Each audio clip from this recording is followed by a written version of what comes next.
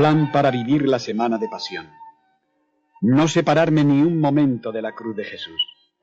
Dormir, andar, estudiar, rezar, comer, siempre teniendo presente que Jesús me mira desde la cruz. Al levantarme, adorar la cruz, y al acostarme, poner la cama en el Calvario junto a ella.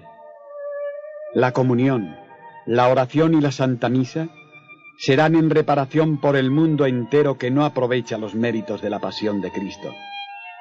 El oficio divino lo rezaré teniendo presente a mi Jesús de mi alma, clavado en el madero de la cruz. Que la Santísima Virgen María me ayude y me acompañe. Así sea.